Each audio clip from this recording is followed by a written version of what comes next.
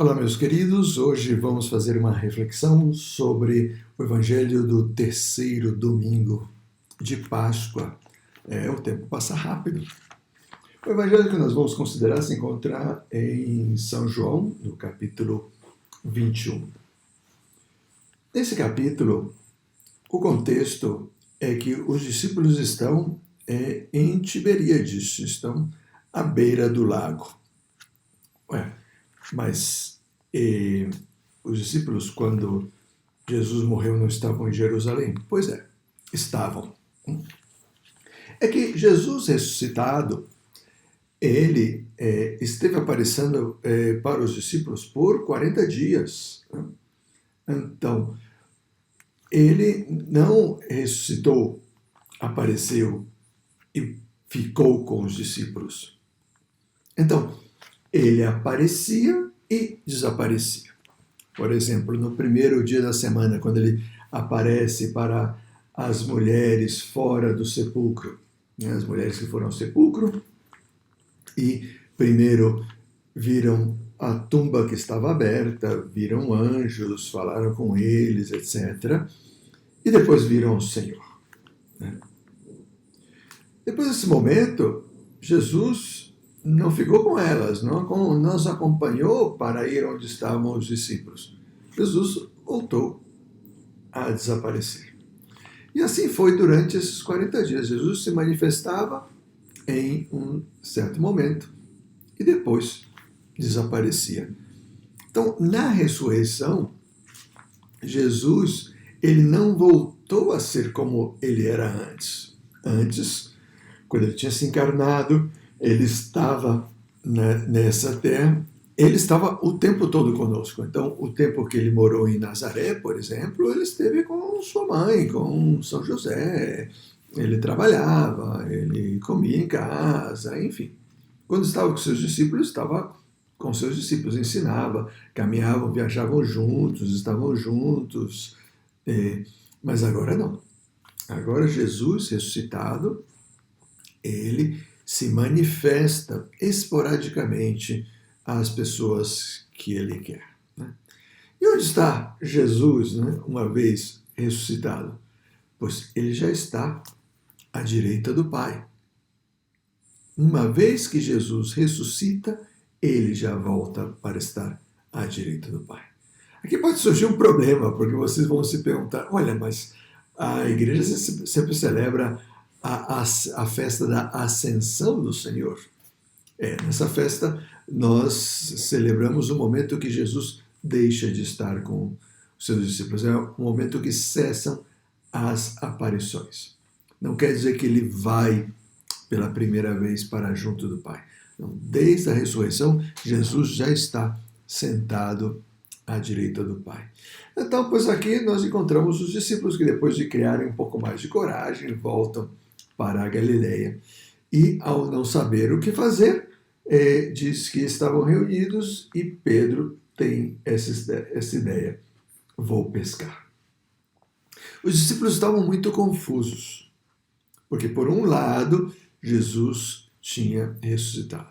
Mas, por outro lado, eles não sabiam exatamente o que eles, como discípulos, tinham que fazer. Eles tinham medo dos judeus. Se os judeus fizeram isso com Jesus, o que não fariam com eles, né? Mas também não se sentiam que deveriam abandonar essa vida que eles viveram juntos durante 3 anos. Né? Então, pois estavam nessa situação. Né? O que nós fazemos agora? Né? Lembrando que eles ainda não tinham recebido o Espírito Santo. Então, essa confusão também era parte disso. E então, pois aqui aparece Pedro, que disse, bom, vamos voltar pelo menos a fazer aquilo que nós sabemos fazer. Vamos pescar. Mas o interessante é que, ainda sendo grandes profissionais da pesca, eles subiram no barco e naquela noite não apanharam nada. Que tristeza, que fracasso. Então, nem pescar eles sabiam mais? Claro que sabiam, mas é que Deus queria aproveitar essas circunstâncias para se manifestar aos discípulos de uma maneira diferente das outras manifestações que ele já tinha tido. Jesus tinha aparecido aos discípulos em outra ocasião, mas ele queria fazê-lo dessa maneira, de uma maneira muito especial. Bom, vamos ler o Evangelho e vamos ver as perguntas, e daqui a pouco a gente responde as perguntas propostas.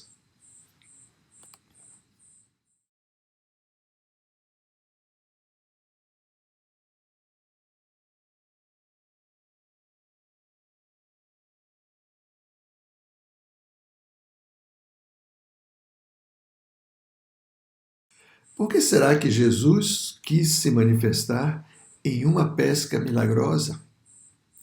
Bom, se vocês fazem memória, Jesus já tinha feito uma pesca milagrosa antes. Em certa ocasião, ele estava pregando para a grande multidão na praia, a multidão era muito grande, Jesus se aproximou de um barco. Esse momento era antes que Jesus chamasse os seus discípulos. Mas já tinha começado a sua vida pública, ele já tinha feito milagres e era muito conhecido. Então, ele vendo uma barca que estava aí, que era a barca de Simão Pedro, né? Ele subiu na barca, pediu para que se afastasse um pouquinho da margem e da barca ensinava as multidões. Aconteceu que Pedro, nessa noite, também não tinha pescado nada. Então Jesus disse para ele, olha, rema mar adentro porque vamos pescar. E Pedro disse, olha, nós passamos a noite toda pescando e não pegamos nada, mas em teu nome jogarei as redes. Então isso foi aquela passagem, 3 anos antes. Agora acontece uma cena semelhante. Mas dessa vez não é Jesus que pede aos discípulos que vão pescar. Eles têm a iniciativa, passam a noite toda pescando e, ao amanhecer, estão de bastante mau humor porque não pegaram absolutamente nada. Então aparece um jovem na praia e pergunta despretensiosamente, rapazes, tem alguma coisa para comer? Vocês pescaram algum peixe? E a resposta foi seca e direta, não pescamos nada. E o rapaz grita de lá, lancem a rede à direita do barco e lá achareis. Certamente alguma reminiscência deve ter vindo à cabeça de Pedro. Lembrar o que tinha acontecido antes. Mas talvez, nesse momento, não quis fazer crédito a isso, pois era uma pessoa qualquer. Eles não reconheceram a Jesus e jogam as redes. Então, pode ser muito sintomático que Jesus tenha escolhido essa forma de se manifestar aos discípulos, jogar as redes novamente. Nós dissemos ao princípio que os discípulos estavam perdidos. Depois da paixão e morte do Senhor, já o Senhor não estava com eles. Antes, a iniciativa da vida pública sempre era de Jesus. Mas e agora? O que eles iam fazer? Jesus tinha morrido, é verdade, ressuscitou, mas não estava com eles no dia a dia. Então eles não tinham uma guia do que fazer. Jesus, com essa aparição, prepara a nova missão dos discípulos. Quer que os discípulos voltem a jogar as redes. Então, aqui ele fala literalmente, joguem as redes, lançai as redes à direita do barco e aí achareis. Se vocês, meus queridos discípulos, escutam aquilo que eu lhes disser, vocês vão jogar as redes onde eu disser e vocês vão ter muito fruto. Porque vejam, quando eles jogaram as redes,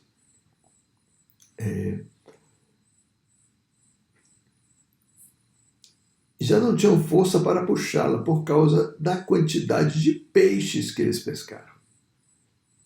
Então, os frutos são muito abundantes. E é João quem reconhece a Jesus e disse, é o Senhor. Então, pois aí está, Jesus queria ajudar os discípulos a que encontrassem a razão de ser da sua missão. Tinha terminado uma primeira fase, que era uma missão com Jesus na terra, agora começava uma segunda fase, que era com Jesus no céu, mas também dentro do coração deles. Eles tinham que voltar a jogar as redes. Na segunda pergunta, nós lemos, porque Jesus perguntou a Pedro por 3 vezes se lhe amava. Pedro teve a infelicidade de negar o Senhor no dia da sua prisão.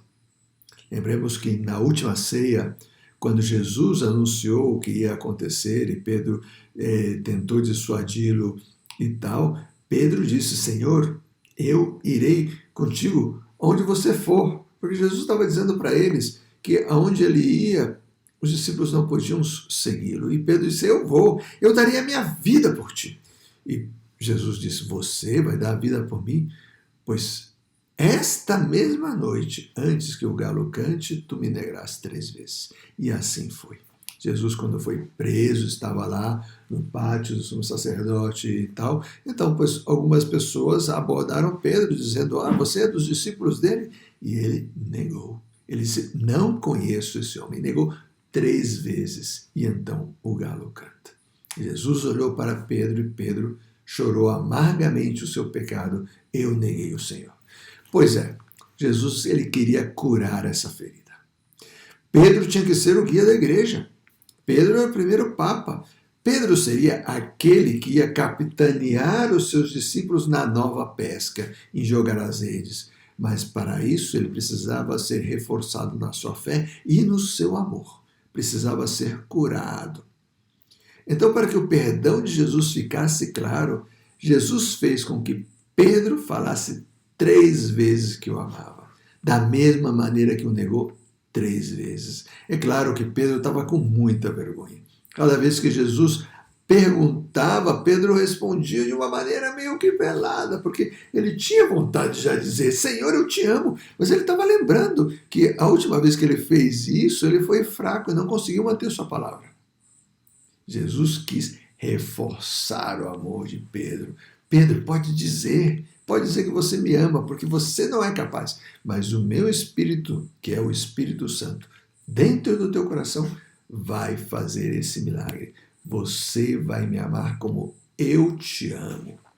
E então, por isso, Jesus pergunta 3 vezes, e por 3 vezes Pedro responde, e 3 vezes Jesus lhe confirma na missão. Vai e apacenta as minhas ovelhas. Você foi escolhido por mim, Pedro. Você vai levar adiante a igreja. E a última pergunta, por que Jesus convida a Pedro para segui-lo, se Pedro já era seu discípulo? No último versículo que nós lemos, né, aparece que diz o seguinte, disse isso para indicar com que espécie de morte Pedro daria glória a Deus. Tendo falado assim, disse-lhe, segue-me. Por quê? Se Pedro já seguia. Né? Porque Jesus estava convidando a Pedro a segui-lo de uma maneira diferente. Pouco antes, Pedro tinha dito 3 vezes que amava Jesus, respondendo às 3 perguntas de Jesus. Jesus tinha confirmado 3 vezes a missão que ele tinha dado, apacento as minhas ovelhas, mas logo depois Jesus disse que Pedro ia sofrer. Pedro ia ser mártir, ia dar a sua vida pelo Senhor. Agora sim, daquela vez, quando ele disse lá, Pedro não estava preparado, porque era só Pedro. Agora Pedro tinha o Espírito Santo e ainda ia ser reforçado no Pentecostes, então ele já estava preparado para morrer, dar o sangue para o Senhor. Então, Jesus queria saber se Pedro estava disposto. Se Pedro agora sim queria segui-lo até o derramamento do sangue, até entregar a sua vida pelo Senhor. Se ele estava disposto a cumprir aquela palavra que ele tinha dito lá no cenáculo, que foi uma palavra só da boca para fora, que agora sim ele tinha condições de cumprir. Então Jesus chama, Pedro, segue-me.